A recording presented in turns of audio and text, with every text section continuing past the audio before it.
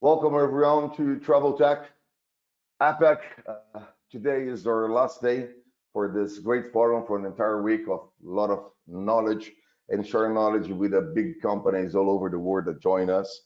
Today, we're going to have beside of me as a moderator, Matthew Stephens, hotelier.com. Welcome, Matthew.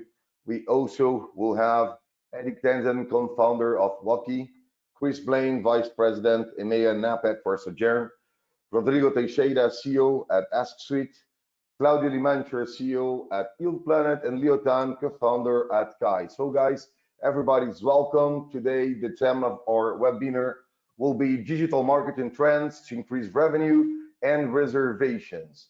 So just for the public, take a note that in the right side of the GoToWebinar session, you have an option called questions. During the session, please write down all your questions at the end of this forum, this webinar.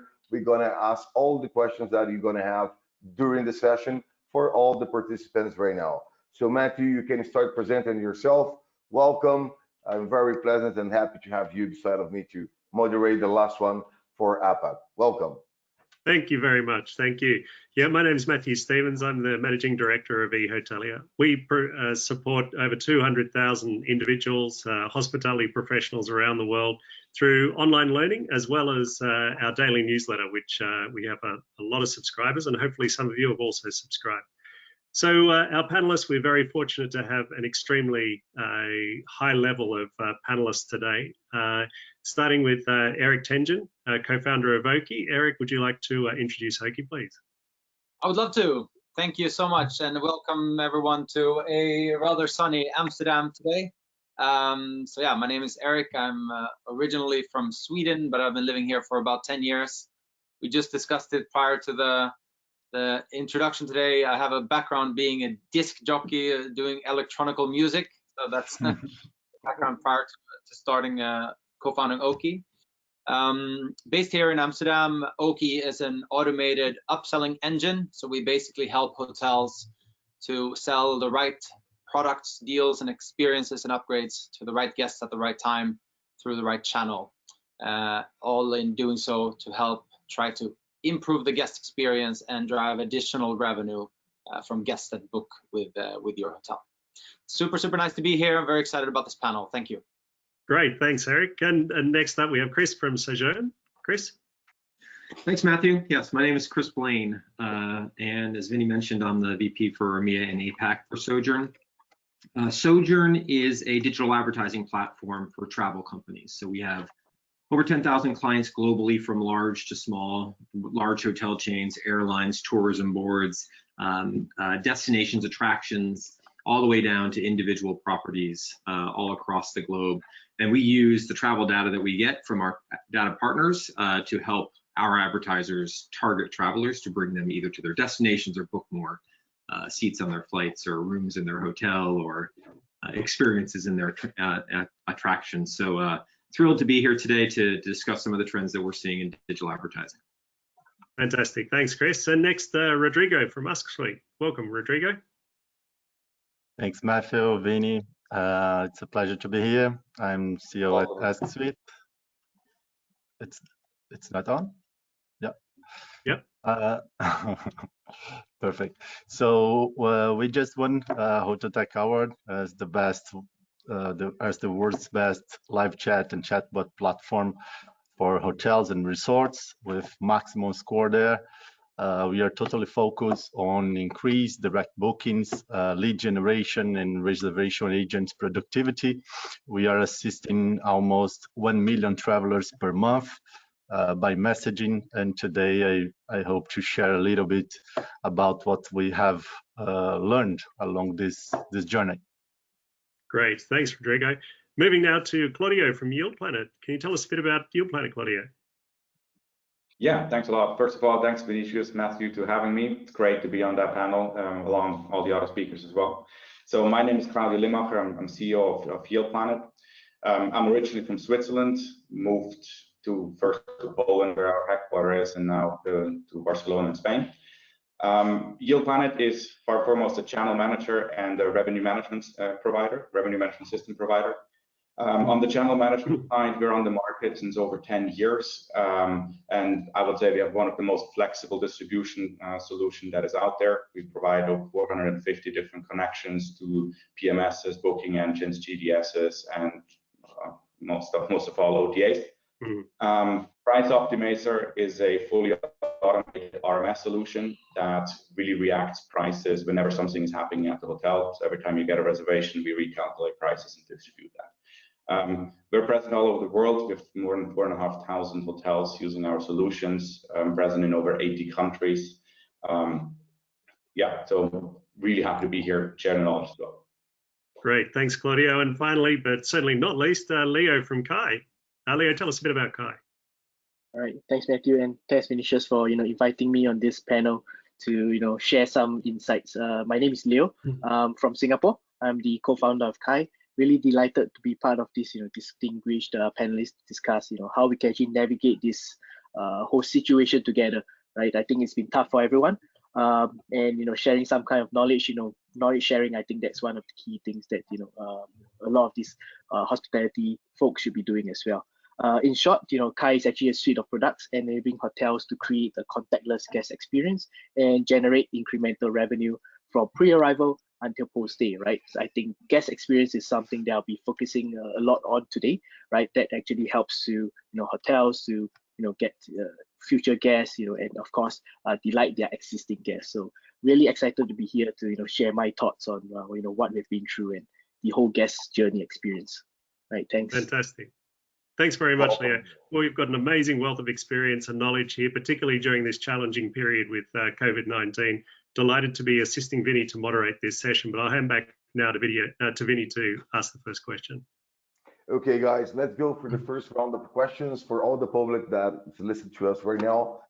Remember to write back all your questions that you have in GoToWebinar. At the end of the session, we're going to ask your questions to our invite here today. So the first question goes to Eric Tengen, co-founder of Woki.com. So Eric, welcome. Here go your questions. What do you see as the new upselling trends that help hotels drive revenue from limited demand? I will repeat the question. What do you see as the new upselling trends that help hotels drive revenue from limited demand? You have 5 minutes, all yours. Go ahead. Thank you. Wow. Thank you so much. I think, okay, so when we speak to hoteliers, obviously everyone is struggling with having far less occupancy than they used to. So the first thing we saw in the market was that upselling actually became more important than it had been before, because it enables you to drive more revenue from guests that are coming to stay with your hotel.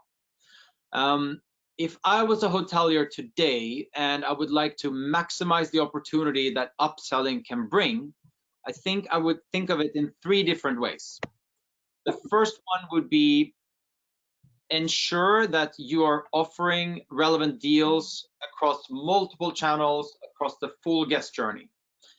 Why should you do that? Well, because guests are different, and by offering deals that are personalized but that make sense at different touch points across the guest journey, you can really try, exactly like Leo said before, try to anticipate on the guest experience and the needs that they may have at that point in time and offer the right type of deal. So let's give an example. Before arrival, it could be a great opportunity to upsell something like sanitized transportation from the airport, or parking for your garage. Here in Europe, a lot of people are driving to the hotels rather than flying. And what we see is a big opportunity is exactly what we talked about before, being now more contactless to enable your upselling to be basically powered on multiple channels. So Rodrigo has a chatbot on the website. I think that's a great opportunity for you to already start offering personalized deals in the chat. You can do it before arrival via email, via omnichannel. You can do it in-stay via QR codes that you put up in the hotels. We're seeing a very interesting thing happening here in Holland. Right now during COVID, guests that eat at restaurants, they actually don't order with a waiter anymore. They order only with QR codes. And if I think about myself, like 3-4 years ago, I would have thought that QR codes was something from the 80s. But it's coming back, and it's having a real schwung here in the Netherlands. It's very likely that that might be a new kind of touch point that is helpful for your guests to access deals and basically automate upselling in terms of selling deals that are relevant to your guests while they're staying with your property.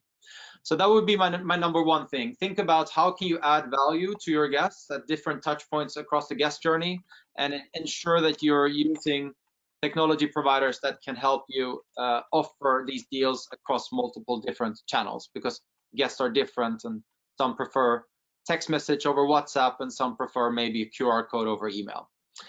The second thing that we see, and you have to tell me, Vinny, when I have maybe 2 minutes left.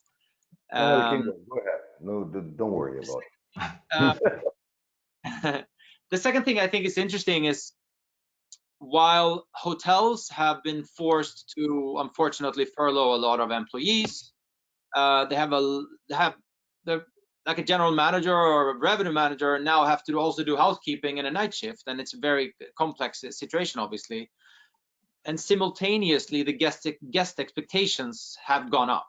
So it's a very challenging situation for hotels. Here again, we think that upselling is an opportunity to not only sell deals that have high profit margin and translate into profit right away, but also offering very relevant experiences and services that might even be completely free. They're only there to enhance the guest experience. We have some very funny examples with hotels that are using Oki, where you can do, for example, extended stay. You can do, we built in a deal library, so we basically showcased 80 best-selling deals that we think work really well today. One of them is now that you want your guests to spend more time inside of your hotel, you can have them help become a sous chef, learn how to cook, do-it-yourself cocktails in the room.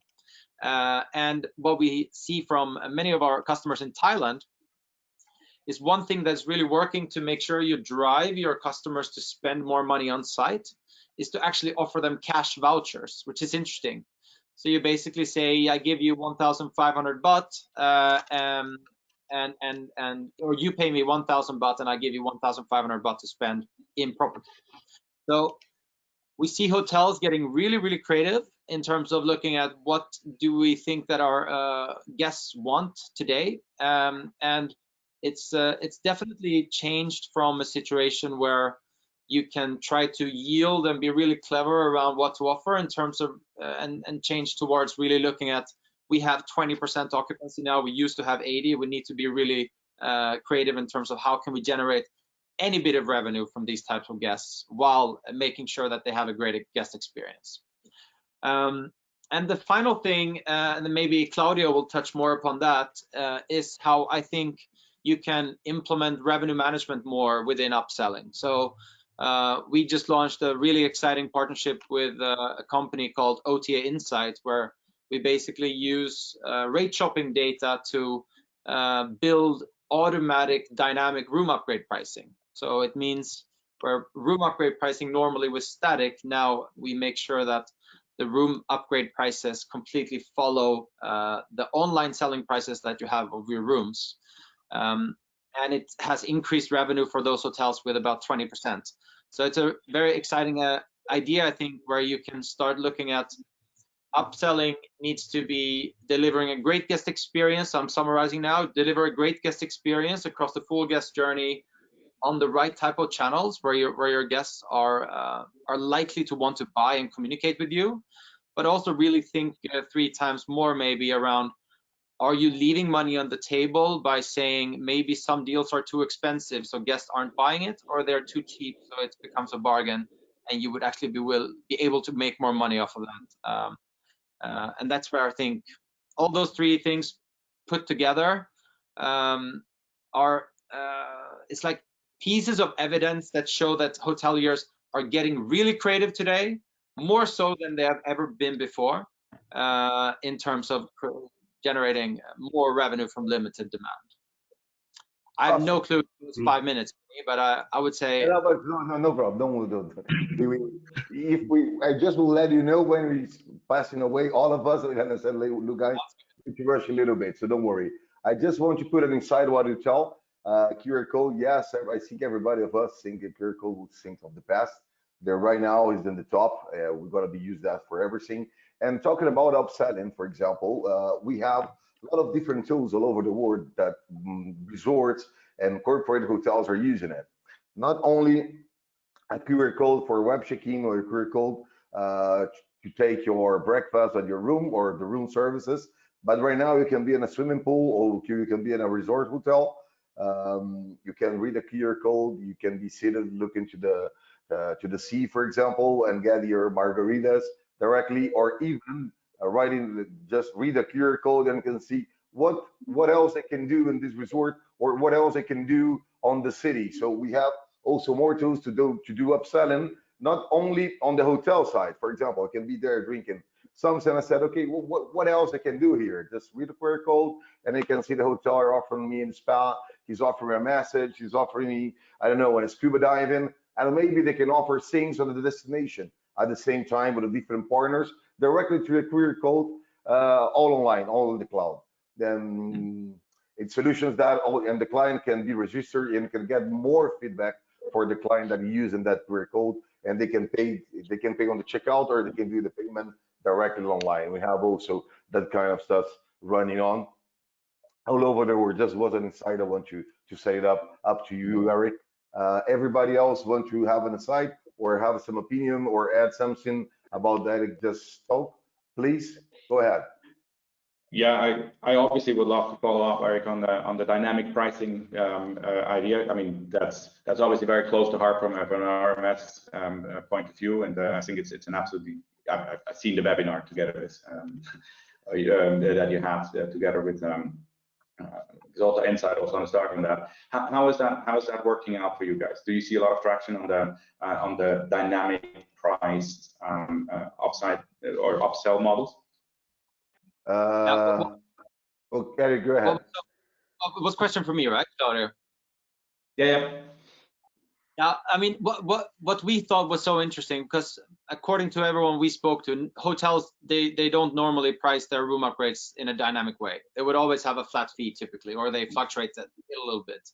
So we were not sure how would guests react to dynamic pricing, because sometimes you buy a room upgrade and it costs 150 times 82 euros. You know, it can be very dynamic. You could of course round that up if you want to, but we weren't sure how guests would react. And I think this is always a thing where you just have to get it live and then you see.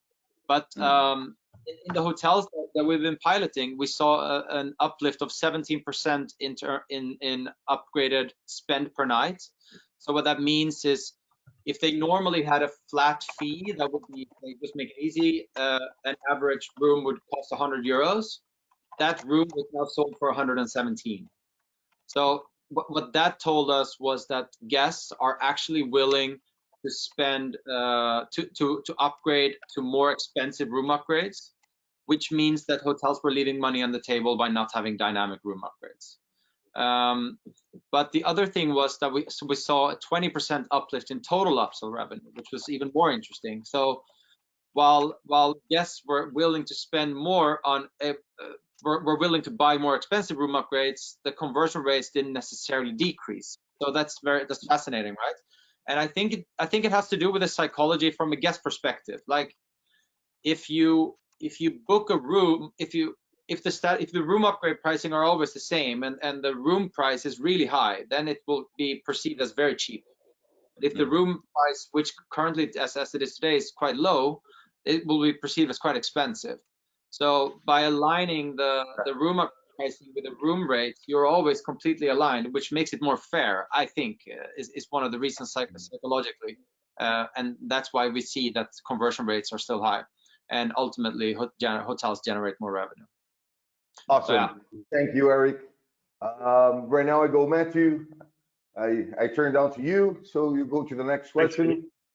Thank you. Welcome, Al. So the next question's for Chris. Chris, we heard Eric say it's a real challenge for hotels all over the world at the moment with occupancies. They're used to 80+% occupancies, now facing the 20% occupancies, some countries even lower. So how do you generate leads when you don't have any marketing budget and your user base is located worldwide, not locally, not where you are?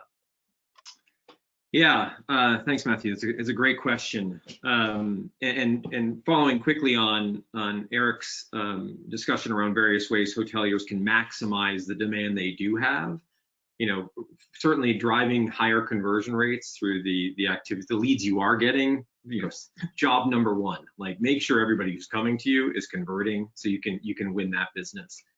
Now the trick and the challenge becomes, how do I get more guests to my property? And I'd say I'll follow on Eric's nice rule of three. Like, what are three things you should be thinking about? The first one is be informed. So there are lots of data sources out there where you can keep yourself informed.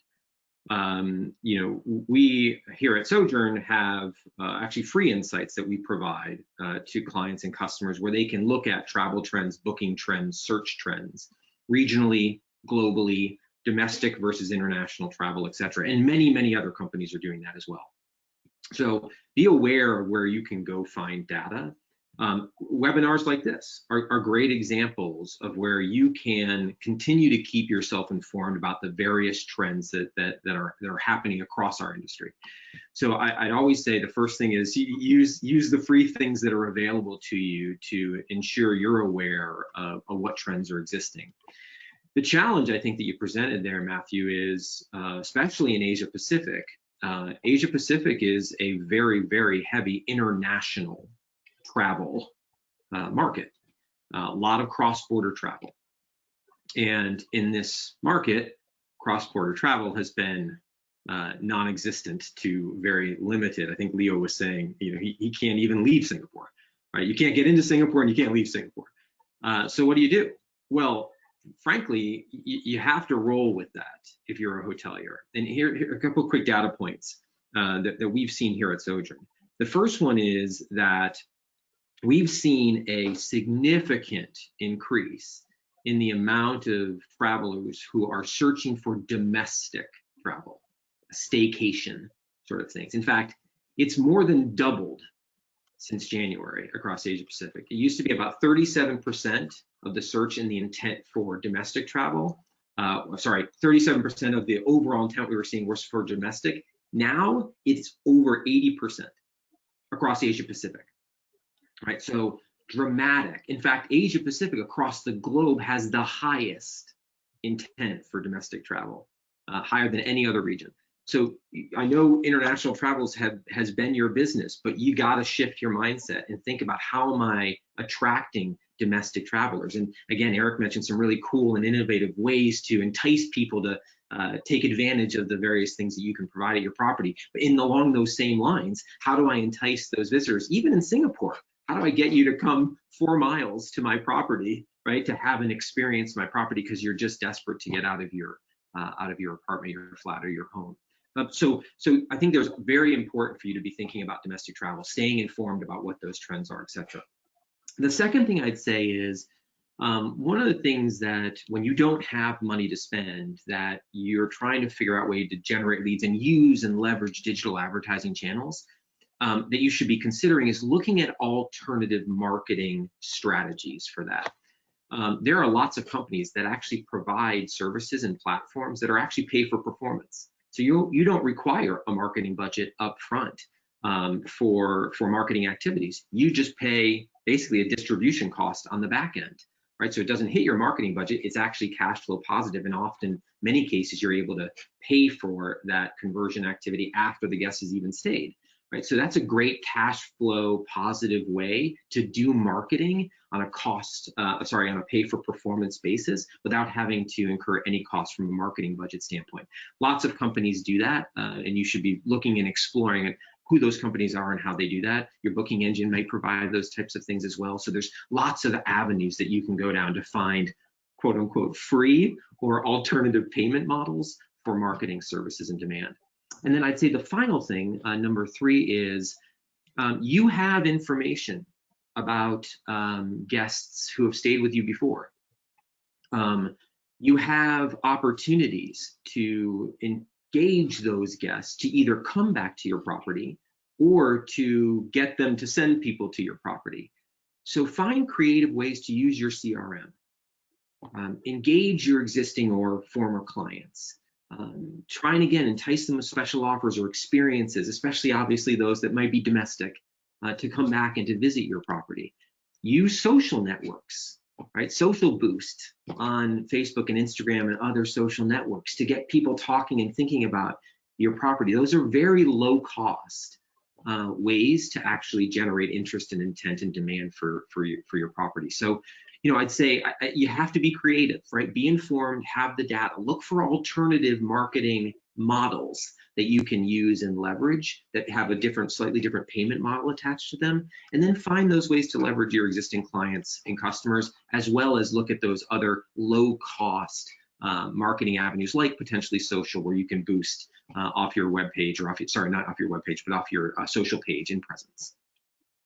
Awesome, Chris. I would like just to set it up a little thing more as we are talking about low cost.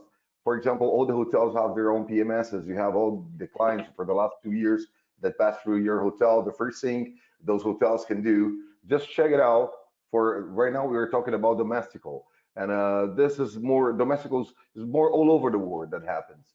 Now, in Asia, maybe the percentage is very, very high, but normally right now we have an average of 300 to 400 kilometers around that you keep. So what you can do, check your PMSs.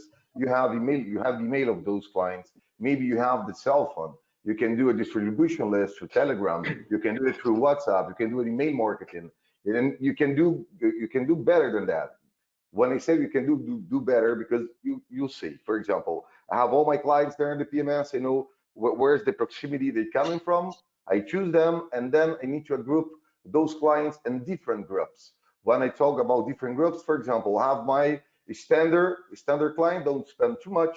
I have my middle scale client, and I have my high level client, for example. You're going to have all that information in your PMSs. So with that information, you can send the distribution list, you can send an email marketing, targeting with a package or some kind of an offer for that kind of client. And that'll make you sell better and faster, even on this pandemic stuff and this craziness that we are passing through. That's all the insight I want you to just add. That's great.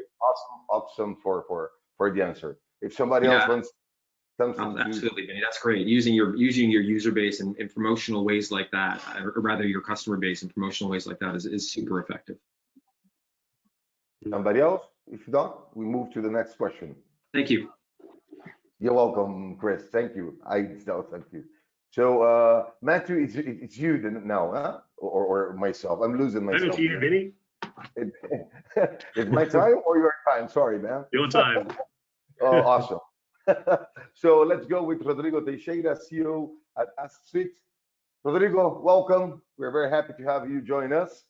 Ask Suite is also one of the sponsors and partners for Travel Tech that make this happen. So thank you very much. Support us on that. Also, Rodrigo, but let's go to your question. Rodrigo, you are talking a lot about conversational marketing applied to increase direct bookings. What's the concept behind it? So I will repeat the question. Rodrigo, you are talking a lot about conversational marketing applied to increase direct bookings. What's the concept behind it? Please go ahead. You have 5 minutes. Thank you. Great, thanks, Vinny. So first of all, when we talk about conversational experience, I think that Google.com was the first company in the world that really understood the conversational power. They have transformed a white screen website into the most lovable website in the world. And why? Because you don't need to waste your time browsing different pages to find the information you need. So it's an amazing personalized service experience where you can text or even now say whatever you want, and you'll get the results instantaneously. So I really love Google and what they are doing. And today, in the vast majority of countries, interpersonal communication with friends and relatives takes place by messaging applications. So in Singapore, WhatsApp; in China, WeChat; in Australia, Facebook Messenger. And we have website chats in all countries, and so on. And now people hope that companies will also be available to chat through these channels. So they want to sell, they want to book a room through messaging instead of the traditional email or phone calls. In some markets, we have clients reporting more than 30% of their reservation coming from WhatsApp, for example. So it's an amazing way to connect directly with your potential guests, answer questions and connect directly to get a direct booking. So this is a huge trend. We are seeing more and more hotels set up WhatsApp buttons on their website to get these leads and everything. So in this conversational marketing concept, you use messaging and real-time assistance to increase website conversion rate, upsell, as Eric said. So, and basically you apply a chatbot that provides a 24/7 experience, instant reply, instant quote, integrated with booking engines, a multilingual experience, and the trained human taking care of people that are looking for something more personalized, intervening only with quote requests, for example, negotiations and things like that. So we see messaging as a huge trend in our industry for all of this, So, and the conversational marketing, this concept use this power of real-time assistance to increase your bookings. That's what we are looking here. Awesome, Rodrigo. Thank you very much for the point in here. Guys, somebody wants to have a point here, give an opinion or feedback, please go ahead. I'd love to ask a question. Rodrigo, I love what you're doing, and I think it's such a brilliant idea because you can generate revenue, but you can also reduce a lot of costs, right? But what's what's the use case for a typical hotel? And now maybe that they're opening up with less staff than they had before. What can they avoid, spending extra money on by having a solution like yours in place? Yeah, basically you have two business cases here. So we have lots of hotels that double direct bookings and a lot of hotels that reduce at least 50% in terms of service demand. So through email or phone calls. So that's good because now hoteliers have low staff. And you need automation as never before.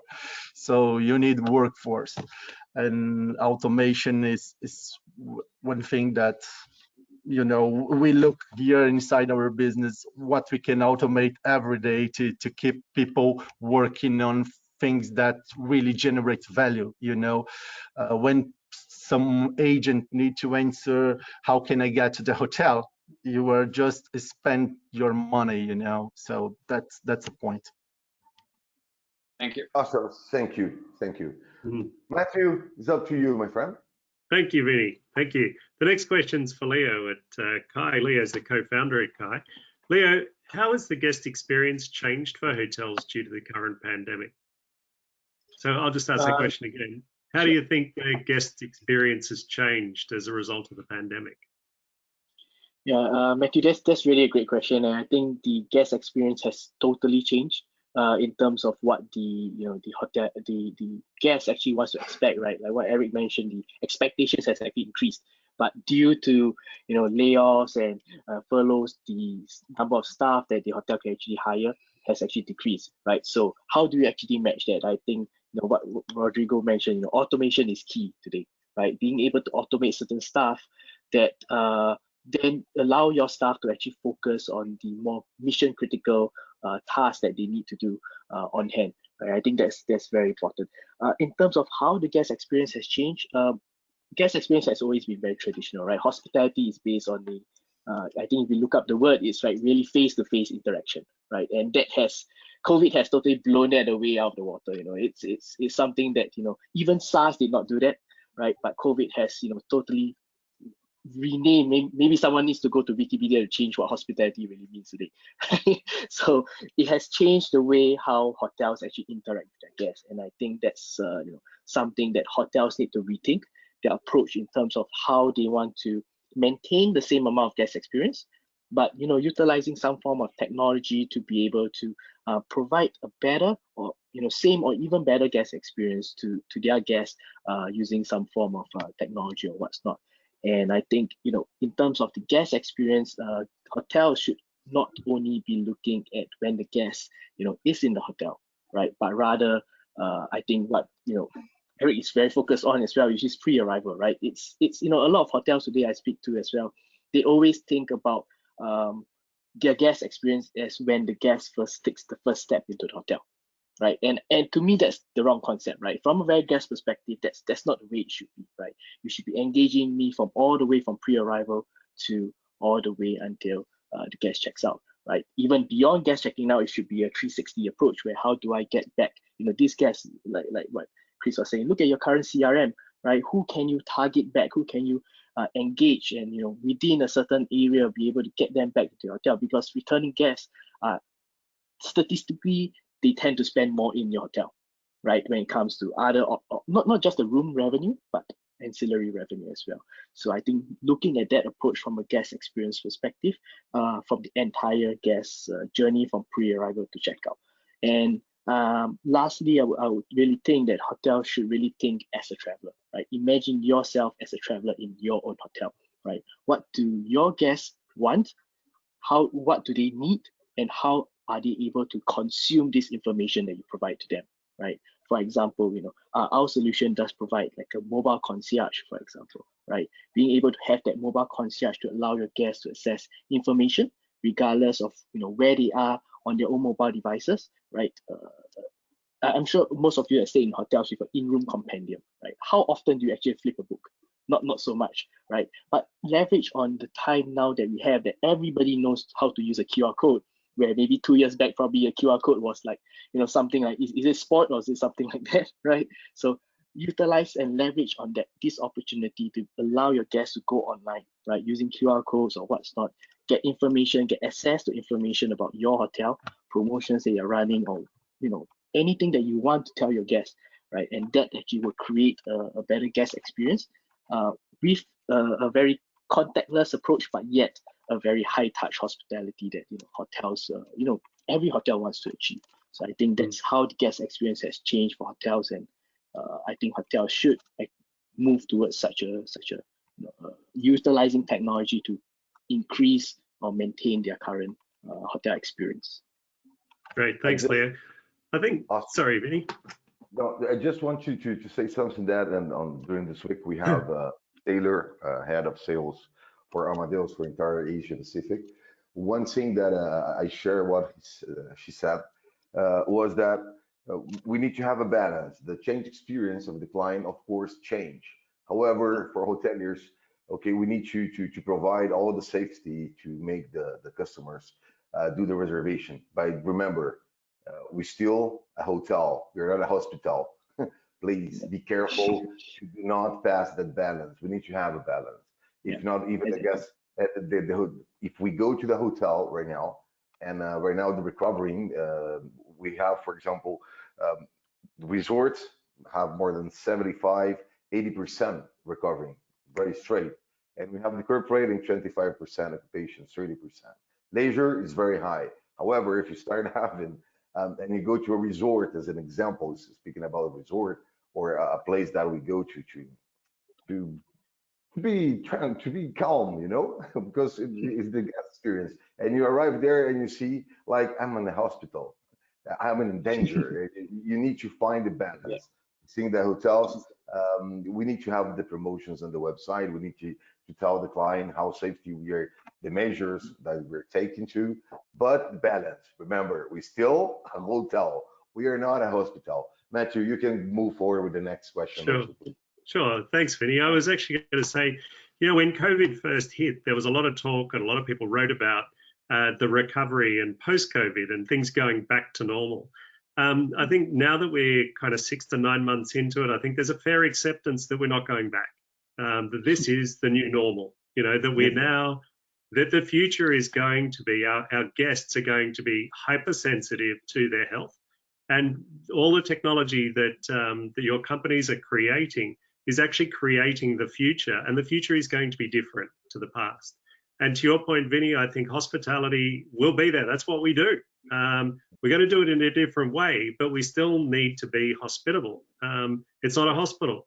So tech helps us to provide that comfort, that security, and that safety for guests in what is a new future, because guests won't be going back to where they were. This is going to be an evolution now. There's no return post-COVID. That's what we're seeing being written about. That's what we're seeing customers. And particularly, I think a couple of you have mentioned, you know, domestic travel is really, really picking up. In Australia, domestic travel is booming. And it's booming where hotels are reinventing themselves to provide that safety and that security. And really, hotels are doing exceptionally well where they're catering well to domestic travel. So thank you, Leo. I think that's really important. Hey, Matthew, sorry, I was going to add just one really quick data point that linked all this stuff together, which is we are seeing in our data that luxury travel is accelerating ahead of budget travel. Not surprising, right? People that have money, you know, we're going to spend on luxury experiences. But I think it's an important thing to note as it ties to what Leo was talking about and this whole concept of hotel versus hospital, which is if I've got a smaller group of customers staying at my property, how do I create a luxury experience within a budget environment, a historical budget environment, right? I know we all try to do that every day anyway and treat our guests well, but now you have a unique opportunity where you can actually apply your resources, the limited resources you may have today, to truly creating that extremely amazing experience for your clients and your guests, no matter what. And so I think it's really important to understand that back to your point, Matthew, around the ability to create an environment where customers are feeling safe and secure, but also is delivering wow and a hospitality experience is so critical right now, just given people's inclinations and intentions, and certainly in some of the data that we're seeing. Yeah. Thanks, Chris. Matthew, can I add something? Like, Go ahead. From a personal perspective, I had like this huge aha moment when we sent out a survey to all of our colleagues in our team asking, how do you feel about working from home? Do you want to go back to the office? La la la la. And the answers that we saw from that was just like, I had such an aha moment, and it doesn't matter what the content was, but it was an aha moment. And then I spoke to one of our customers who it's a fairly big hotel chain in Europe, and I thought they did also something so smart. They sent out a survey to their domestic travel that they knew was most likely to travel, to figure out what is it that they want out of their travel. And this comes back to everything that we're talking about, because it enabled them to really come up with a marketing strategy that was just pinpointed towards their needs, right? So if that just struck out to me. I don't think a lot of hotels do that, and it's a smart, easy, and scalable way to show that you care about your customers and really figure out what it is that they exactly need. Yeah, hotels need to implement Net Promoter Score for that. Yeah. All right. Great. Any other comments on this point before we move on? No, I'm good. You can go ahead if you want, Matthew, with the next question. I let you do a better job than I. So Matthew. Thanks, Benny. Not so sure, but appreciate it. Well, the next question's for Claudio Limaker, CEO of Yield Planet. Claudio, did you see a shift in sales channels since the beginning of the pandemic?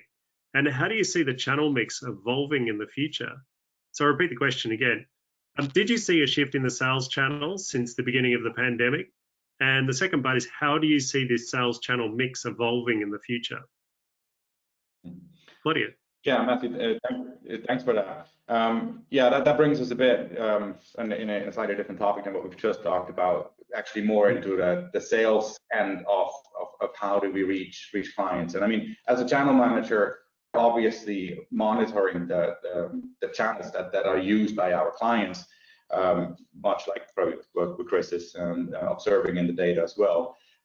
And besides the just mere numeric big change in the middle of March, where a lot of reservations just went, yeah, the clear number of reservations went down obviously a lot. But what for us was very interesting to also see is is there a percentage-wise change in the channels? So, and we looked at that in broader buckets to say like, hey, how does a booking engine perform before and after? How does OTAs perform before and after? How do wholesalers, tour operators, and GDSs perform before and after? So that's what we've looked at into a bit more detail. And so one thing that is evident is that the direct channels, the booking engine, has actually increased their percentage in the whole fraction that they make.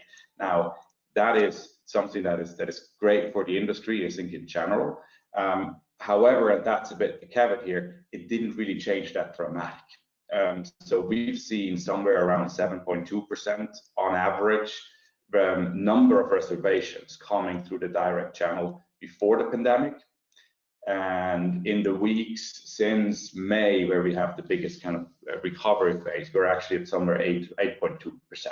So yes, it did increase, but it's not the revolution that we were all kind of hoping for, because the current market environment is, now pointed out a couple of times, we have more domestic travel, and the more domestic, the more the booking engine and the more the direct channel is actually used, because one of the big kind of security levers that an OTA provides with taking away the quote-unquote perceived risk of booking at a foreign hotel in a foreign language on a foreign payment platform. An OTA gives a certain level of security feeling here.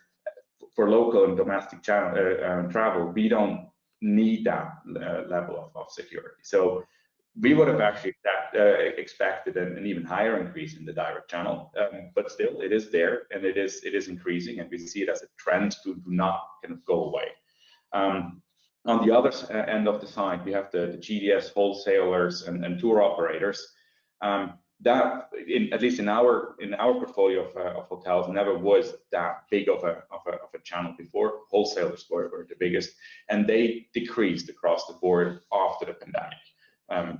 Wholesalers had some kind of a moment during the pandemic, but that's based on very small numbers. But since then, they're on about half the level that they had before. Interpreting this, I wouldn't be surprised about that. Most of the wholesaler and tour operator business is cross-border travel, and as we've pointed out now a couple of times here, cross-border travel is the segment that was hit the hardest. The same goes for GDS. We've mentioned that, Chris has mentioned that, Eric mentioned that, and I think Leo has mentioned that as well, that leisure is recovering faster than business. GDS is meant for business, therefore the recovery there is a bit slower. But the point that I really want to get to is that that leaves us with OTAs.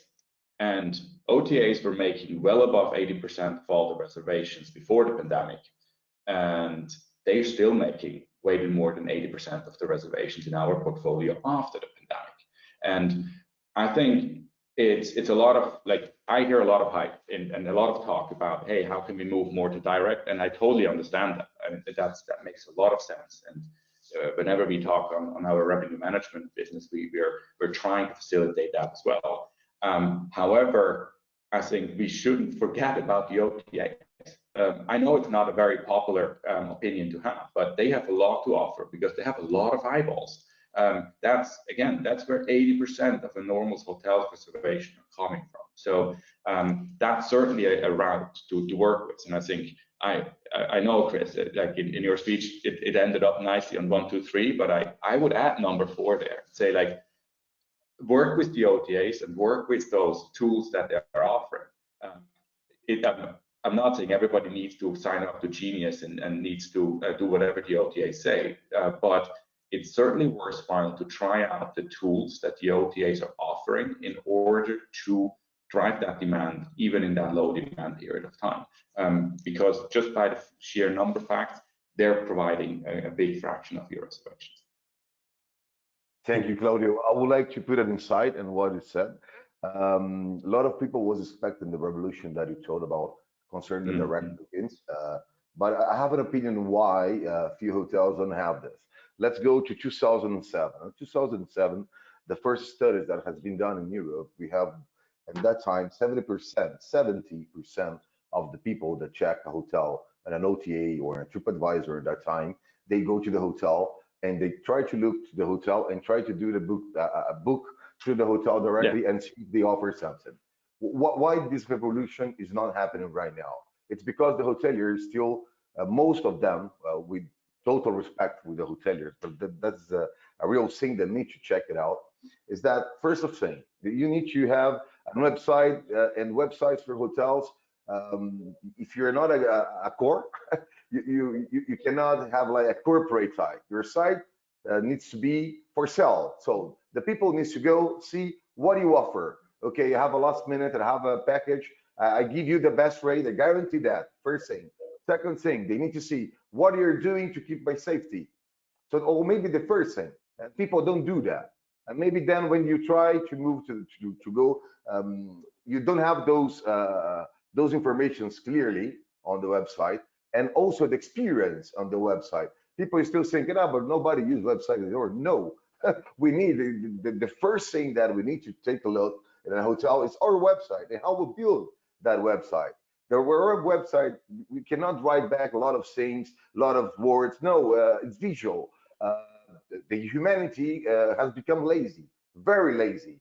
The time of attention is very short. 4 seconds. I go through some website. I have 4 seconds to understand what I want from that. If I didn't understand that, if I don't give that message for the hotel in 4 seconds, I lose it. They're gonna say, okay, here, don't see nothing. I go back to Booking. I go back to Expedia. However, if you work really hard and make the things from the first beginning work, you're gonna have a lot of revenue. My hotel is a company from South America that's based all over the world also. They make, with 10,000 customers all over the world, they make questions, for example. 74% of 10,000 people from Europe, from Asia, from America, says that they want to buy directly with a hotel, but they only will do that if they have a correct information, and if they grant me, I will have the best rate or the best experience during the reservation. So that's why we didn't have the revolution. Most of the hotels in this pandemic, they didn't stop to think where I need to improve. A lot of them stopped and said, I will change all my technology. And maybe you don't need to do that. Maybe you don't use even the 10% of the technology that you have in your hands. So this is the time, and if you are closed, it's still closed in a few parts of the world, please take a look at what you're using and how you're doing your job. If you do that well, you're going to have a lot of, you can have more than 25% or 30% of your total online sales. We have clients that work with your company here in America that we make them in 1 year have 25% for the 100% of the sales, 25 go to the direct channel for the direct website, but this strategy. That's all. I'm sorry. I love this. I really love what I do. Maybe I love what I do. I try to share knowledge with the people, to make them, hey, wake up. It's not so difficult, those things. You just need to figure out how. I'm sorry. That's all. Vinicius, I think this is exactly spot on. But I mean, also what you're saying is that 75% is still not on the direct channel. So yeah, I would just, as you said, like you have, like every hotel has a channel manager already in place. Use that tool. I mean, there are channels that are really focused on the local demand channels. Are you connected to them? Are you filling up your calendar more than 18 months into the future? If you haven't done so in the past, do that. I mean, those are simple things to really make sure that you're bookable, that you're widely seen. This is a low demand period of time for most hotels, for many hotels. Make sure that actually those kind of simple things are really done very, very properly. And yeah, the tools like a channel manager, as simple as they are, they can really help to do that. And they also can automate a lot of things because, yeah, there's not much staff that can monitor this day in and day out. So, yeah, I think it would be great if everyone has 20% direct. About this, we're going to stay the entire because we can go to the, for example, how the strategies the hotels needs to go. For example, you don't need to use anymore a flat strategy in all the OTAs at the same time. You have your standard rate. Okay, standard rate is equal in everybody, but depends on the percentage you pay. You can have a different percentage given for Booking or Expedia or another OTA, for example. You cannot use flat strategies anymore, and you need to base it on your occupation of your hotel. Please, I'm sorry, but this is a really, really important thing that I think people needs to know. That's the travel tech's all about knowledge. So what I'm trying to do here with all of you guys is pass the knowledge. Matthew, you take the lead, man. Sorry. Thanks, Benny. No problem. No, I think it's, we were saying hospitality is really a personal thing, and the best service that you can provide in the booking process is direct. That's where you've got direct contact, and that really brings us on to the first of our second round of questions to Rodrigo. You know, the online chat provides that perfect interface, that direct interface, person to person.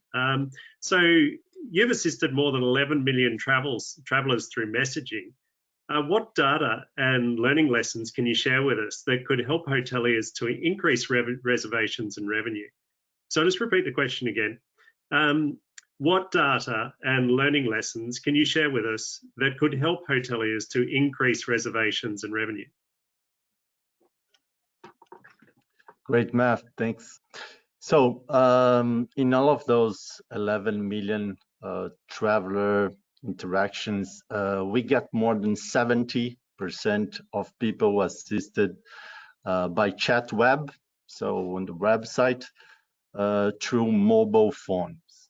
So when Vinicius was talking about website experience as a hotelier, your attention in terms of direct bookings must be on the mobile experience, first of all. So, and today on our chat platform, we have more than 300 questions about the property, about the destination, and so on. So how can your website answer 300 questions through a good mobile experience? You know, it's impossible. And another point is that you only show in your website the equipment that you have in your structure. You don't show what you don't have. So, and people ask to this kind of thing. So this point is really crucial when we talk about conversion rate. Because if people do not find the information they need to take the decision, they leave your website and you lose to OTA or even to some competitor. So and it's really common after like 1 month with a chatbot, many hoteliers come back to us totally surprised with the number of interactions.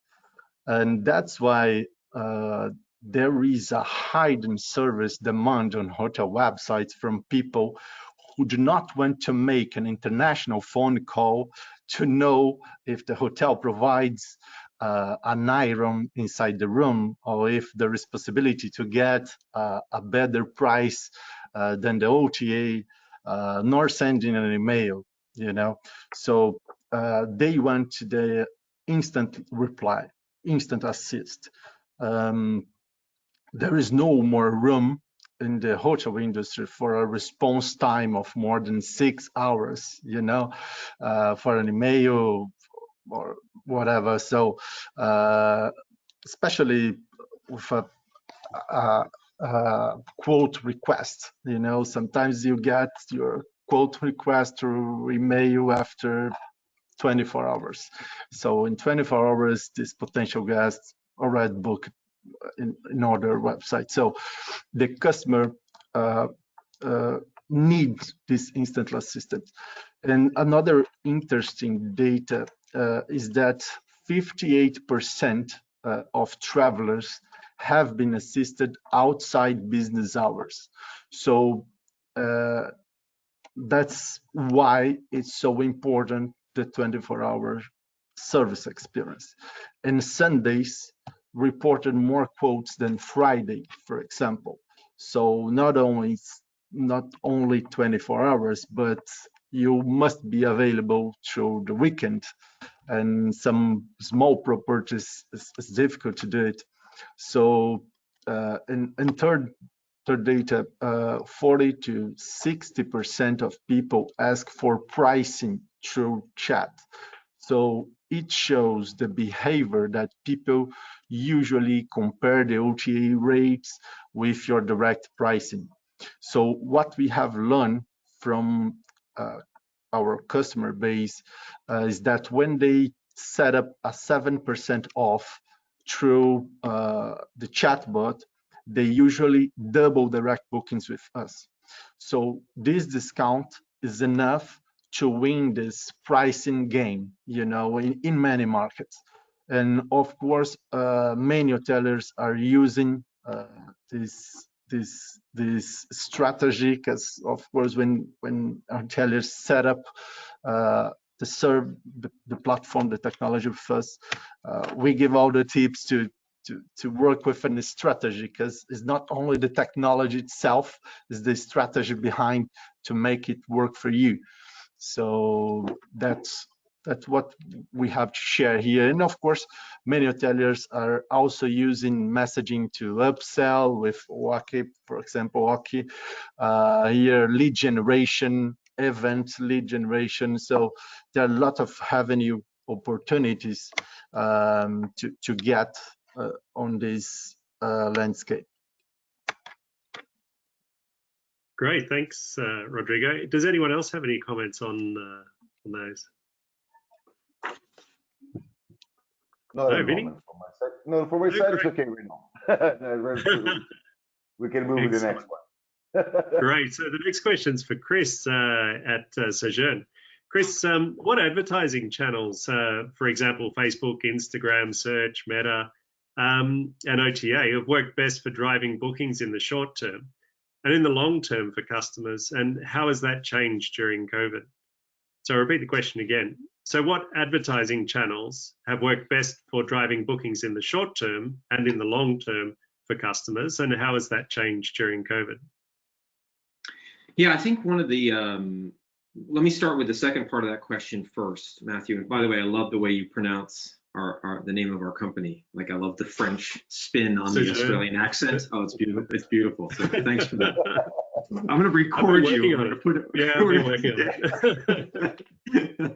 on it. So let me start with the second part of that first, and just give you. I like to start with a little bit of data for context. One of the things that has changed dramatically as it relates to booking behavior in the hotel space is the lead time window is dramatically shifted. And in fact, it's probably been cut in half. The data that we have suggests that prior to the pandemic, roughly 40, a little bit less than 40% of the bookings globally for hotels were made within a 1 to 2 week window. That has shifted to 60+% after the pandemic in August. So with shorter lead times and people searching for sort of the immediate gratification of a trip or needing to change their behaviors, given so many shifts and changes that we've seen across the globe in terms of how governments have managed allowing people into countries or what you have to do when you get back to a country. Here in Europe, I live in London. If I pretty much go anywhere at this point, when I come back to London, I've got a quarantine for 14 days, and that will change people's behaviors in terms of their booking windows, right? Because they're not certain what's going to happen in terms of governments. So the booking window has changed. So that has to change your marketing mix, because when you think about the marketing funnel, and you think about sort of the top of the funnel from an awareness standpoint, the middle of the funnel for more of a consideration, and the bottom of the funnel, how do you actually influence that booking? You have to look now closer to the bottom of the funnel, because you have a lot more activity that's occurring there. So that's the first and most important thing I think to understand in terms of what's shifted. Now, when I think and look at where the mix of bookings that we're seeing across the channels, those haven't changed dramatically, to be fair. But I think what marketers need to consider is, again, where are they having to make investments with probably fewer dollars? Back to the original question that I got in the first session, how do you navigate this when you don't have many marketing dollars to spend? So really, when you think about that narrow pool of funds, now I really need to think about how do I push some more of that spend down to ensure that I'm capturing the demand that I do have. And I keep coming back to that. People can't travel. Searches are still way down. So you have to maximize what exists and try to capitalize on that demand where it is. So really think about that in terms of the marketing funnel. I would recommend a couple of different areas then, therefore, to consider when you think about it. And I'm going to lean mostly just into sort of the individual hotel world. If you're a destination, you're a tourism board, you're probably still spending top of the funnel, right? Because you're still trying to inspire people to think about your destination long term. You're probably using video to sort of create or try to drive and create an experience for a potential traveler for the future. But if we're thinking about hotels, I think you want to be looking at a couple sources. First and foremost, those that are direct booking channels, or you can drive a direct booking from, and are very much bottom of the funnel. Meta search engines, you got to be on Meta, right? We talked about OTAs. Meta is a critical, important one, and try to capture that demand that already exists on Meta search engines to drive them to your website to book directly with you. Number one. Number two, search, paid search, right? It's a very much a bottom of the funnel activity. And I'm going to come back to that in 1 second and tell you why that's important to continue to invest in. And then I would say the last two are more very specific, broader general advertising channels across Facebook, Instagram, and other social networks, as well as display advertising. You can push your marketing budgets into making sure that you're capturing the audience you have through very aggressive and strong remarketing efforts. And then also doing some prospecting sort of in the middle of that funnel, as well as people are getting close to their booking window. So I recommend a multi-channel strategy no matter what. Our data has always found that travelers are hitting dozens, hundreds of websites when they do their planning. And so they're all over the place. So you want to try to catch them through their booking journey, no matter where they are. So I always recommend a multi-channel strategy. But again, when you think about where you really want to make those investments, you want to make them in the part of the funnel where you're driving that activity and action within a narrower booking window. The other thing I'd say is thinking about your messaging and your creative and where you can influence that most. I think there's a question coming up maybe a little bit later about thinking about messaging and how do you change your messaging in COVID versus maybe what you might have messaged before. I would say that's critically important, especially from a creative standpoint, going back to the conversation earlier about the guest experience, making them feel safe and secure, thinking about how you use your advertising to promote how you as a property are ensuring that they're going to have a wonderful experience at the hotel. And you can do that through creative, and you can do that through messaging across all of these channels. And the last thing I would say is, as it relates to the conversation we're having about OTAs, and Claudio calling me out for leaving them off of the mix, purposefully, by the way. Not because I don't think they're important, because they are, right? Because that's where travelers are booking, to Claudio's data, that they still continue to book there. The thing that I would say is you need to control the conversation with your guests. And if they're booking through an OTA, you don't control that conversation, at least not as well as you could if you had them direct. You have less demand right now than you've had previously. Occupancy rates are down as low as 20% in some places. So it is also an opportunity for you to try to find a way to change the conversation with your guests and your clients, thinking about your rate parity and how you affect rate parity. because customers, I promise you, are going to the OTA and looking for hotels. And when they see your property and they're interested in your property, I guarantee you they're going to your website. And the thing that's going to change their behavior, we had a great conversation about this a second ago. The thing that's going to change their behavior is how you show up when they hit your website. And most importantly, are you in appropriate price parity? Because that ultimately, we're all consumers. Price oftentimes is going to drive that, right? So you've got to at least be close if you're not better, and then be able to deliver on an outstanding experience. So OTAs are an important channel, and they're not going to go away. We're not going to, none of us in the industry who are trying to encourage hoteliers to control that customer experience more through more direct booking activity. You know, we can't beat up Booking and we can't beat up Expedia. Like, these are giants, right? They're bigger than giants, right? So we know they have to exist, but you're going to get the opportunity to shift that, and you need to take advantage of it, and take advantage of it now, because now is the time when you can really shift and change your strategy moving forward coming out of this pandemic. That's great, Chris. I think yeah, the next question really rolls straight off the back of that one, and I think we might move straight onto it because I think there'll be a lot of chat straight after, which is to Claudio.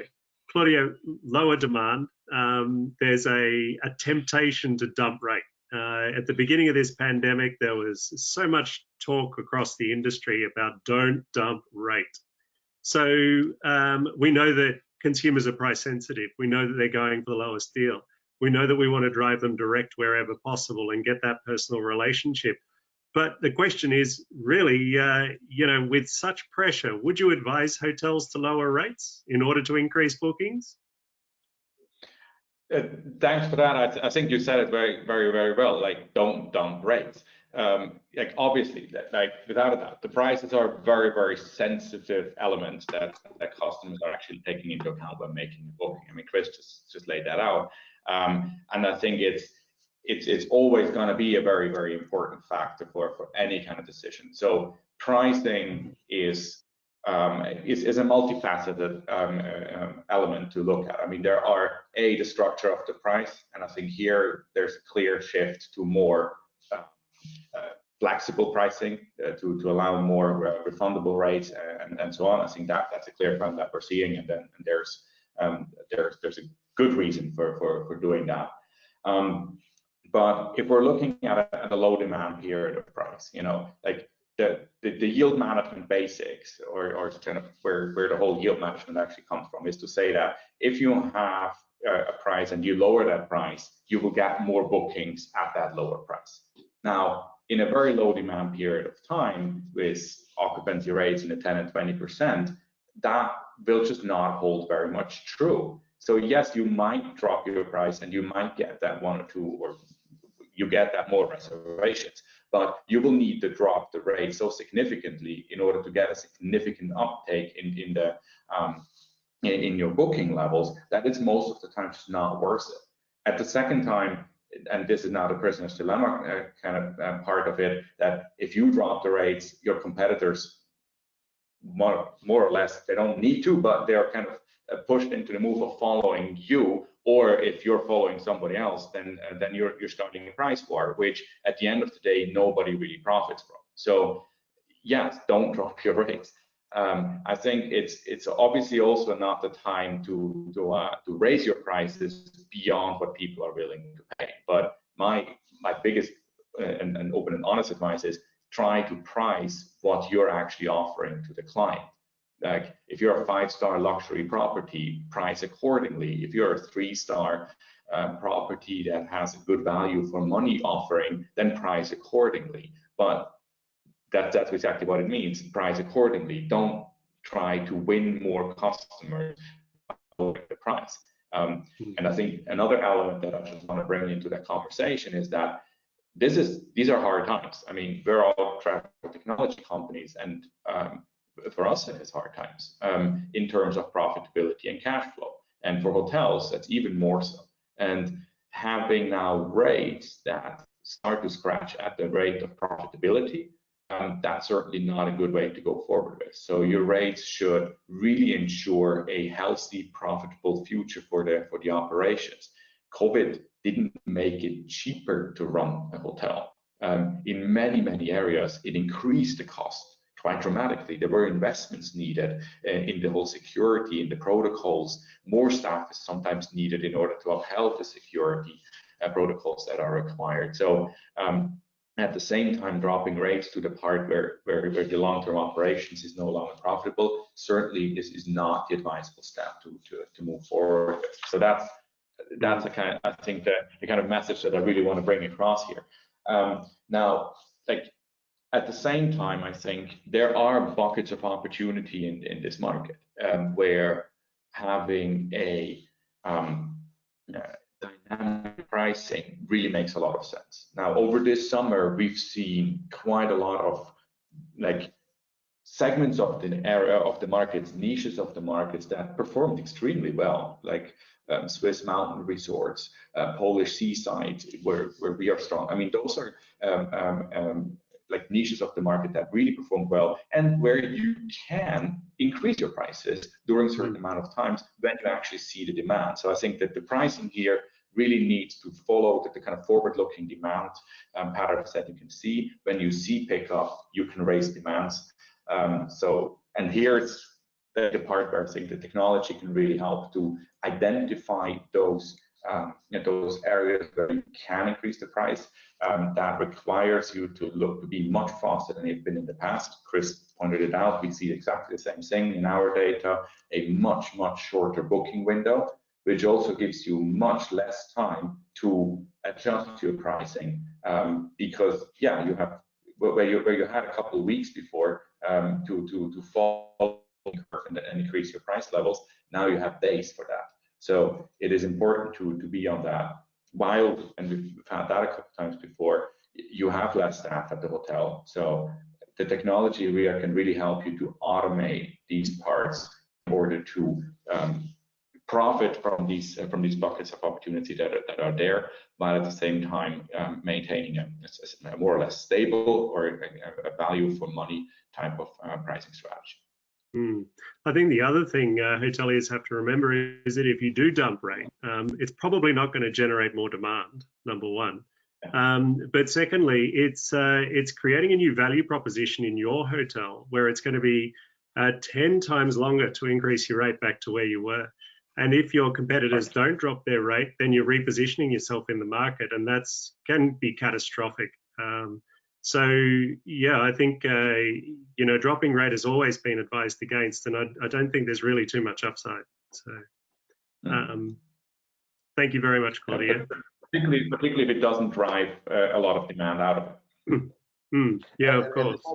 And the bad thing, if you start making a price war, for example, we have a few cities in Mexico that did that, and they're corporate. You have like five stars hotels coming from big chains.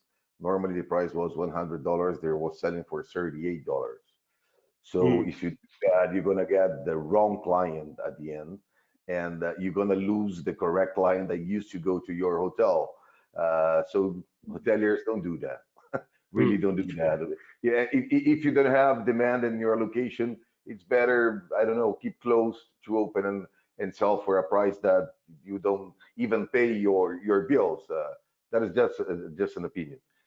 Yeah. Matthew, it's all of you, man. Go ahead. Thanks, Vinny. Sorry, guys, for the public, we have only 2 questions till now. We have more 2 questions to finish the second round.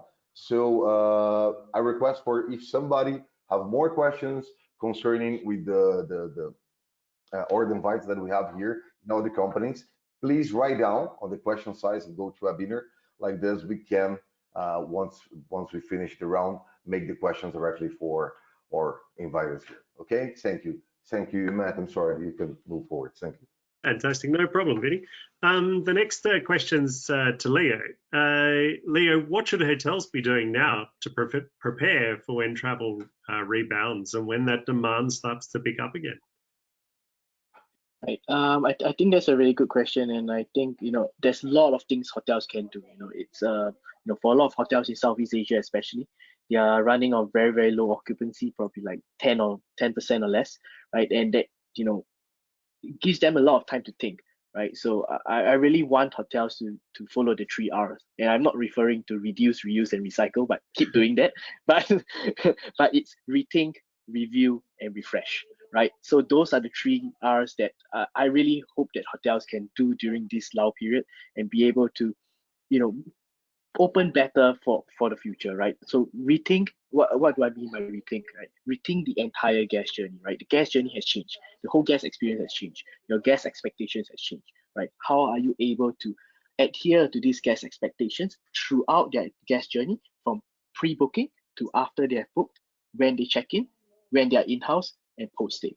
Then these are the key points that makes your guest, right? Review every single touch point and see what are you able to do, or what things can you do to improve each individual touch point, right? Whether it's using technology or doing away with something that you wanted to do away with, now's the opportunity, or something you wanted to do for a long time but couldn't because you just couldn't get to it. Now's the time to review, and if it is the right time to do such a thing, right? And after reviewing that, really refresh on each individual touch point or what you have actually come up with, prioritize them and see what needs to be done, right? And what are the technologies out there, or what are the strategies or the processes? Speak to any one of these experts here to find out what can be done for that particular touch point, and see how you can optimize, as well as get better to open your hotel for the future, right? So along the guest journey, right, from I think pre-booking, I think Claudio, Chris, and Rodrigo have touched a lot on that. I'm not an expert on that, right? So they have pretty much covered a fair bit on that. So I'm going to focus on pre-arrival. Once a guest actually makes a reservation, right? Like I mentioned before, a lot of hotels still think that the pre-arrival portion is not as important.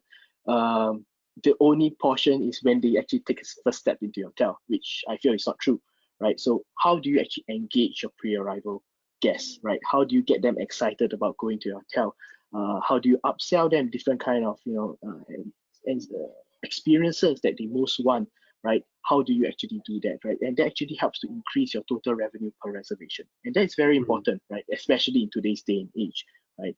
Once they reach your hotel, right, how do they check in? Right, we actually offer online check-in to allow the guests to check in online, so that they provide information so that they can cut down their check-in times from 15 minutes to probably 3 minutes, right? Passing them the key, maybe taking a security deposit or what's not, and off they go to the room, right?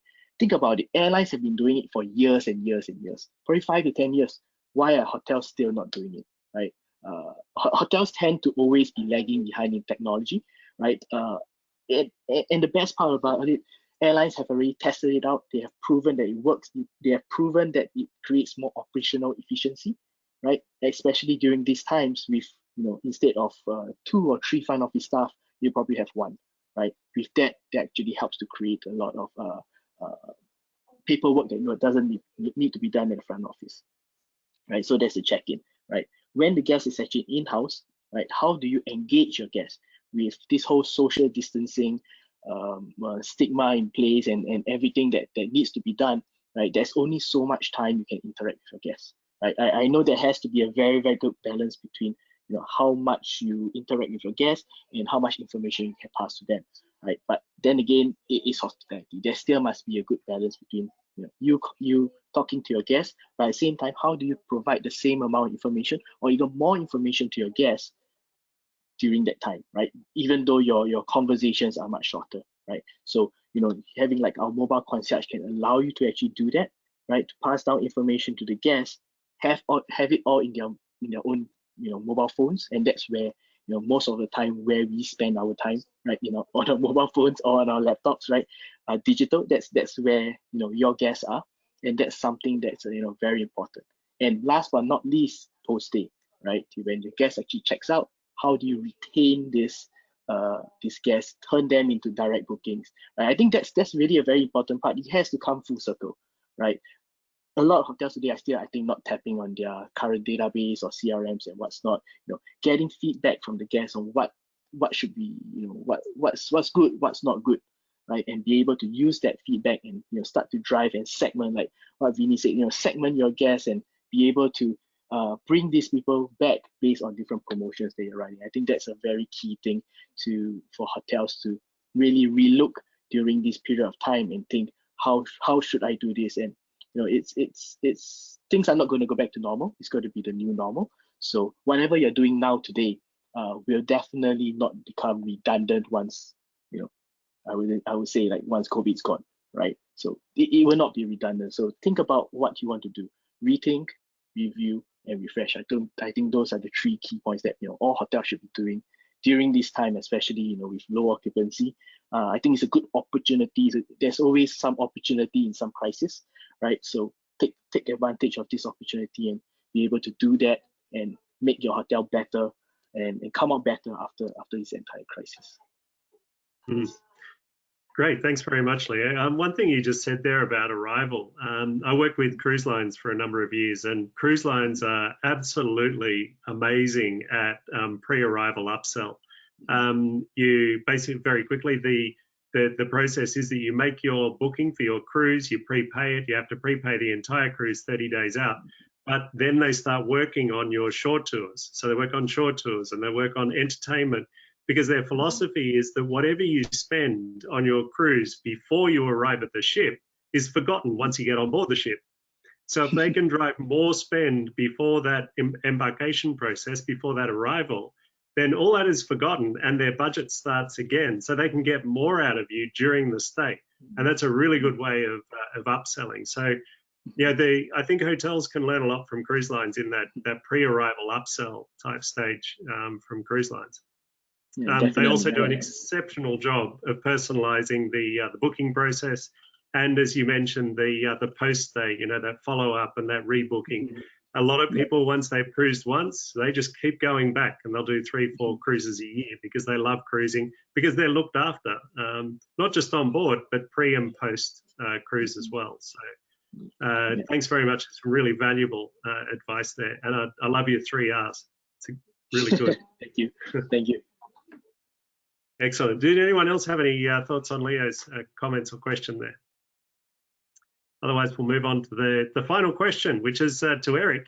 Eric, how do you think technology partners will adapt in their role to support hotels throughout this crisis? So I'll just repeat the question again. How do you think technology partners will adapt in their role to support hotels through this crisis? Yeah, it's an interesting question. Like, I think what's happening is, from crisis comes innovation, and like many of us here, we, just like the hotels or the guests, are paying all of our bills, right? In March, no matter what type of business you were, your revenues dropped significantly, and I think we are already seeing a lot more partnerships being forged. We might see mergers and acquisitions happening, but on a bit of a softer side, I think hotels will be able to benefit from a lot more automation by virtue of integrations and partnerships. And where a technology stack has been previously quite isolated, I think COVID is basically forcing tech companies like ours to become more innovative by partnering up and combining what you do best and creating another type of value proposition and solution from a new partnership. And that, I think, is a very exciting future for us as tech companies in delivering more value. And many of the tech companies in our world is run by amazing people, so it's also a lot of fun to work together with. And that I think is a very exciting thing coming out of this. So partnerships and through integration drive more automation.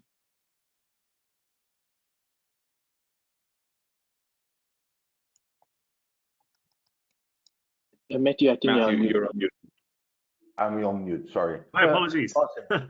I was just going to hand over to Vinny and ask if you had any thoughts on how technology and partners are adapting. At the moment, I think Eric says most everything. I don't know if somebody else has something else that you want to talk about or give an insight about what Eric says. If not, we can go directly for the questions. And just adding on what Eric mentioned, I really think that partnerships and collaborations are the next what these tech partners are really looking at. Previously technology for hotels used to be very siloed, right? Each technology don't talk to each other. They don't leverage on each other's data. Every single technology out there is gathering tons and tons of data, but it's being so siloed, and some companies just do not know how to harness this data because it's just not their scope of work or scope of what they want to do, right? So with partnerships coming together, transfer of data, transfer of knowledge, and whatnot, I think that really brings about very, very innovative kind of solutions, right? That end of the day, the people who are getting it are the hotels, right? So I think that's that's our part to play in the whole tech world, that we are able to come together and see what can be done, how can we benefit ultimately the hotels, and throughout technology, and allow these hotels to really reap the benefits what we're sowing today. Yeah, and Eric mentioned it too, and I think it's important for everyone to understand. Sometimes we sit on these webinars and we're trying to give advice to hoteliers who are struggling during these times. I promise you, hoteliers, we are all also struggling during these times as technology providers to hotels. Yeah. What that's doing is it's forcing us to have to think differently. Eric said it really well. Like, we have to think about how we develop tools and technology for our hotel clients that serve their needs coming out of this pandemic. But it's also an opportunity for us to really rethink the way we're serving those hoteliers as technology partners, reimagining, being innovative, as Eric said, about the solutions we provide. Integrations, certainly, no doubt, in terms of partnerships that we can drive, but just making our solutions better so that when we come out of this, hoteliers can really take advantage of those things. And so, yeah, and frankly, we have to focus too on how we're doing that, because we're as I said, we're strapped ourselves in terms of resources and in terms of dollars. So so I think it's interesting to think about the merger of the partnership between technology partners and providers in hotels, and being in similar places, and all of us looking for ways to create change coming out of this pandemic that makes it much better for all of us, and makes us much more effective as partners. I would like just to say something more.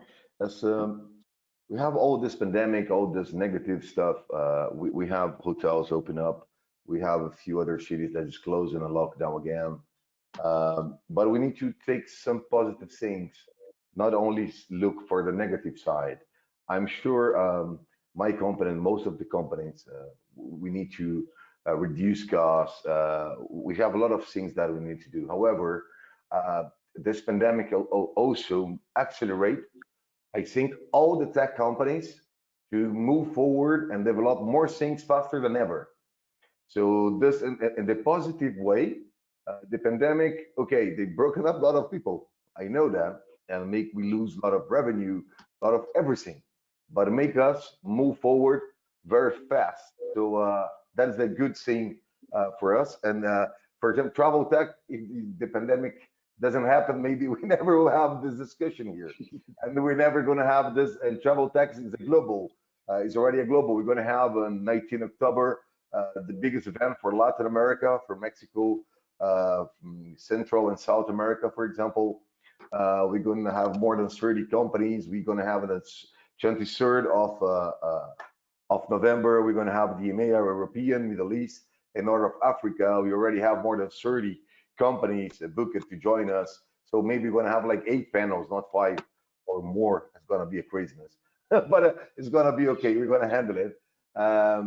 So the next year, Travel Tech also will have 5 events per year. In March, we're going to start with US, Canada, and Mexico. Then we're going to move forward for the, I don't remember right now all the dates, a lot of things, but I think it's in June, we're going to have Latin, then we have APAC, and then the end of the word, the end of the word, sorry, no, the end of the year, the end of the word, no, please, no.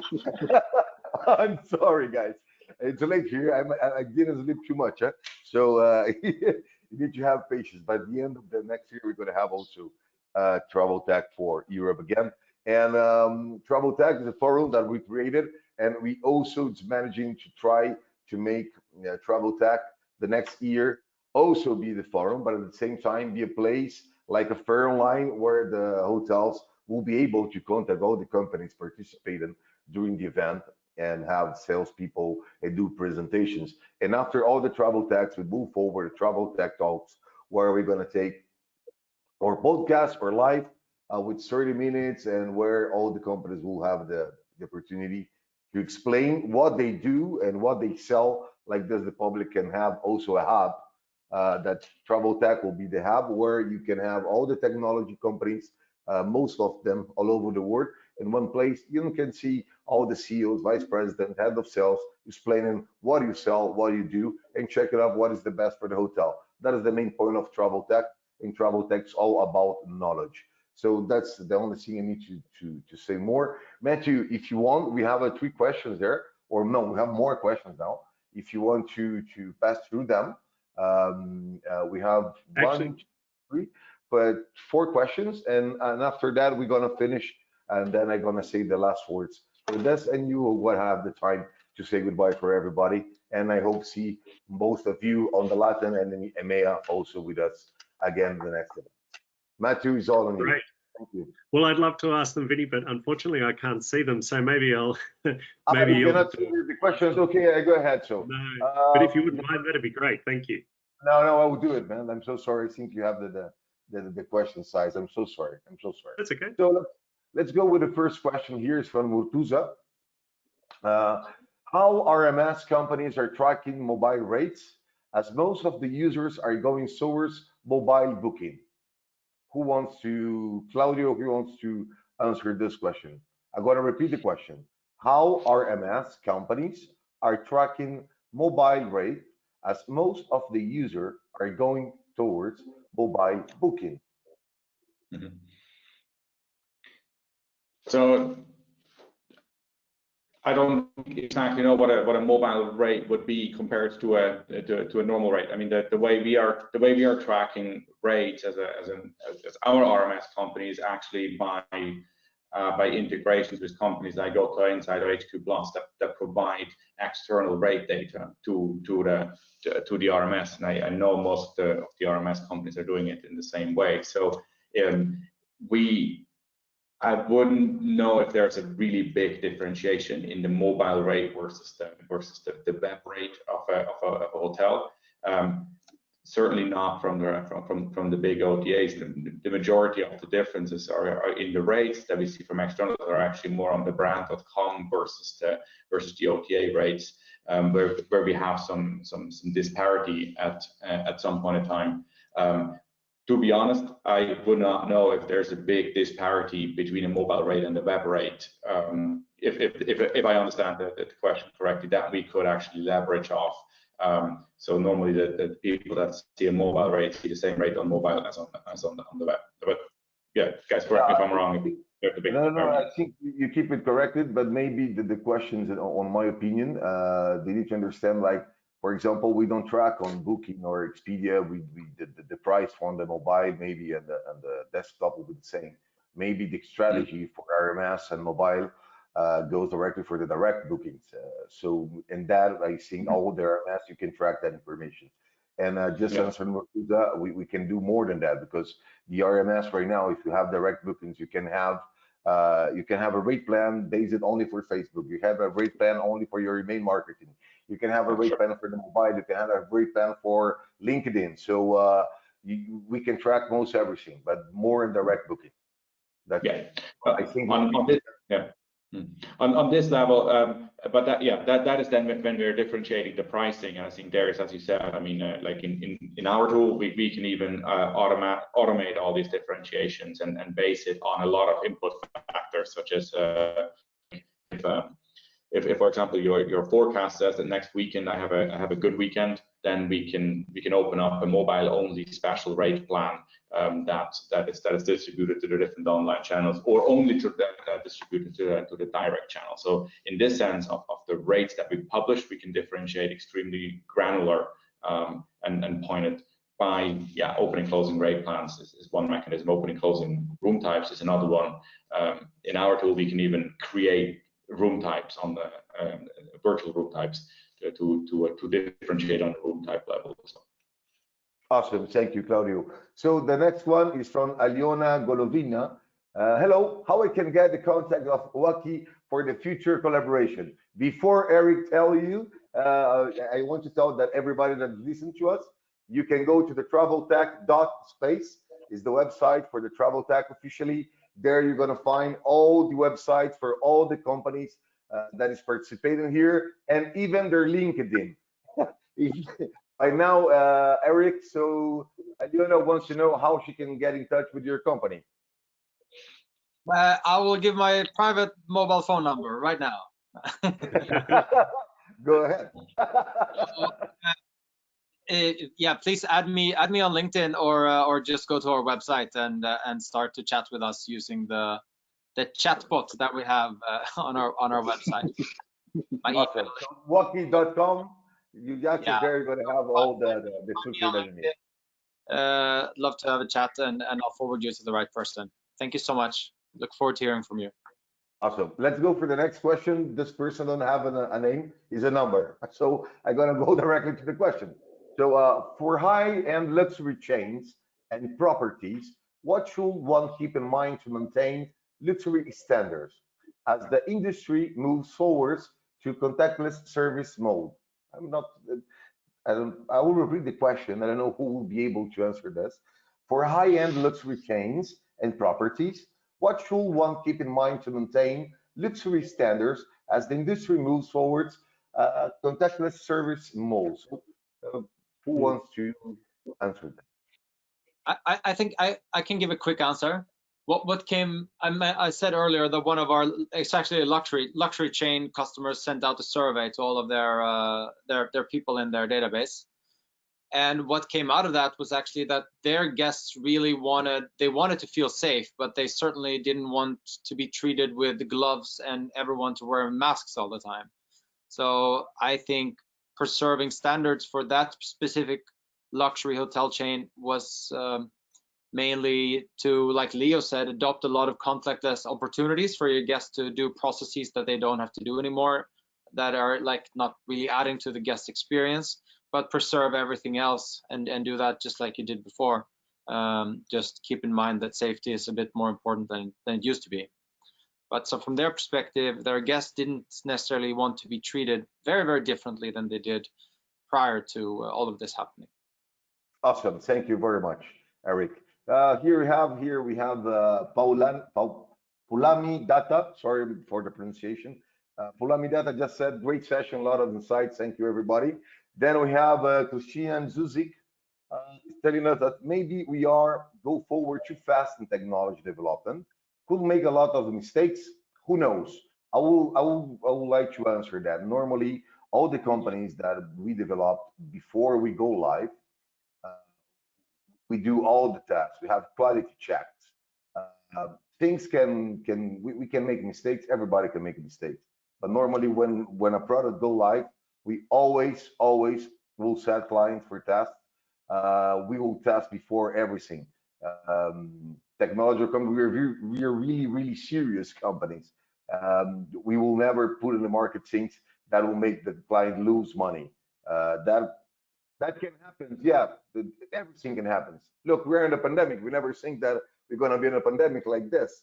But I think nobody here, nobody that passed through this week go to the market to make a mistake. We always will do tests before set live anything. And for the hoteliers, maybe you don't know how those tests are harder, and maybe we don't put one person to check one day. That's days and days, and maybe 1 month before go ahead and put live for everybody. Just my opinion. If somebody else wants to say something, please go ahead. Yeah, Vinny, I would like to say that technology, the biggest advantage to use technology is that you can track the results, you can see the data. So that's the advantage here. It's not feeling, it's about data, it's about results, it's about measure. So that's the main point, the key point here, I think, to answer this question.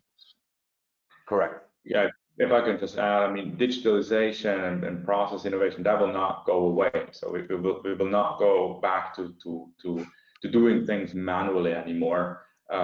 So I think it will definitely, like, technology is needed. I mean, yeah, the adoption rates in different hotels will obviously always be different, and there's a different kind of risk appetite for different hotel profiles out there, and everybody needs to decide on their own. But I think that the direction will remain to more digitalization, more process optimization, which is only possible through tools. I mean, we're quite of a we're part of the infrastructure of a hotel. Last year in 2019, we processed more than 8 million reservations, and obviously there's one or the other that has an error on it in that kind of volume of transactions. But we are doing whatever we can in order to uphold the quality and be as fast as possible, and also be as open and transparent, as Vinicius said, to talk about if there was an error and correct it as fast as we humanly can. Yeah, I mean, I think it's interesting. Sorry, Vinny, just to say quickly, I think it's interesting. I think the question is an interesting question because we are talking about technology. Like, you can't take the human out of the hospitality. No. Like, you still have to have the human in the hospitality. The question is, where do I need humans in the hospitality, and where don't I need them?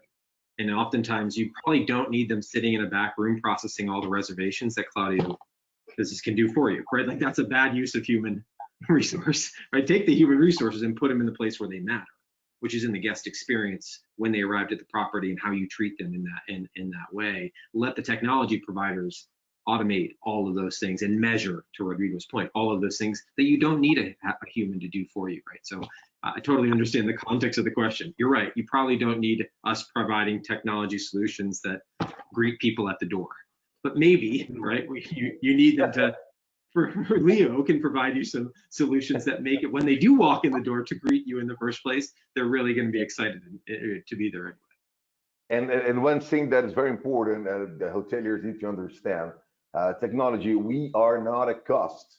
Most of hotels and the travel tech is a good thing because normally all of us, I think, pass for that. When hoteliers see us, sometimes like, oh, this guy again, he wants to sell me something. Oh, okay, let's see if I want to speak with him. That happens. We know that happens. Or they look us as a cost. We are not a cost. The cost that we have concerning the value that we give for hoteliers is so high. So maybe I don't want to pay for, I don't know, let's say to the two more basic things that you need a channel manager or a direct system for your booking. No, it's too expensive. I will use, I don't know, a booking engine for free coming from an OTA. Don't do that, man. Don't do that. You're going to lose all your traffic. They're going to take everything. You're going to lose all your direct sales. We are not a cost. We're here to help you make more revenue, make your guest experience better, to solve and automate most of the things and reduce your costs. So we are not a cost. We are your right hand at the end. That's all I need to say.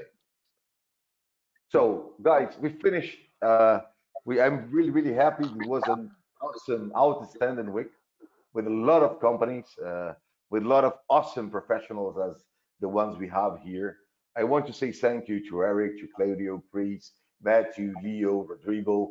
Welcome to Travel Tech. I hope have you on the next ones for the Latin and for the EMEA, and then for MAN, and keeping having you for the next year also. So be welcome. Right now, all of you is going to have 1 minute to say goodbye. And Matthew, and special thank you to you to moderate with me. We're invited to do that again for EMEA if you want, or for MAN in March. You're welcome anytime you want to. Okay. So Eric, please, you start saying goodbye. It's your turn. Thank you to be here. Thank you. Thank you for having me. Final note on that mistake part. A mistake is never a mistake if you decide to learn from it. Then it's an opportunity. Thank you very much. Thank you, Eric. Claudio? Yeah, thank you very much. Thanks a lot for organizing all of this and bringing us all together. Thanks for everybody listening in. It was a pleasure. Thanks. Thank you, man. Thank you to come. Chris? Yes, as well. Thanks everybody for joining today. It was also wonderful to meet all the other panelists as well here on the call. So lovely meeting all of you. And my one piece of advice to hoteliers is stay informed. Lots of these opportunities to listen and learn to professionals across the industry. Take this opportunity to learn so that you can adjust and manage the recovery when it does come. Awesome, Chris. Thank you very much to be here. Matthew, friendly hotelier. Thank you very much, Vinny. And yeah, it's been an absolute pleasure to moderate, assist Vinny to moderate this panel today. And I guess my final parting words are professional development is a journey.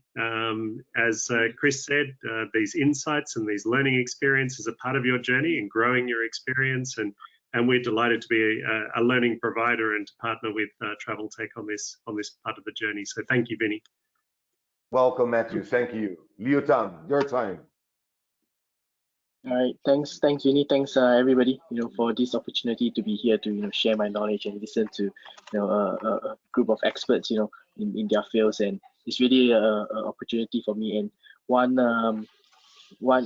note to hotels is, every crisis there's always opportunity. So, look for that opportunity, find that opportunity, and be able to come out stronger. And I think that's what most important. Right? Thanks. Thank you, man. Rodrigo Teixeira, it's your turn. So thank you very much, guys. It was a pleasure to be with you today. And as a final message, just want to say that there are lots of technologies today available to transform our daily tasks and so on. And the biggest point here is to test. Yeah, you need to test and measure, but you need to test. That's the final message I want to say, and thank you very much. See you soon. Thank you, Rodrigo. So everybody, for Monday, just to let you know, on Monday we start the registrations for Travel Tech Latin. That will be on 19 October, the entire week. And we also start the registrations for Travel Tech EMEA. That will be on the 23rd of November. So be welcome. I would like to thank you all the sponsors that for this Travel Tech, Ask Suite, Tag Express, eRiverMax, LibraTech, HS Latin, HS Europe, and ByZ. And I'm gonna tag here, if somebody wants to bring and be the sponsor also, we are welcome. We're open for more sponsors to make this happen, okay? Thank you to all of you. Thank you. And a big thank you for all the people that assist us and are looking for this Travel Tech. Thank you very much, everybody. Have a nice day, evening, depends on which part of the world. Bye-bye, guys. Cheers. Thank you. Take care. Bye. Okay, bye-bye.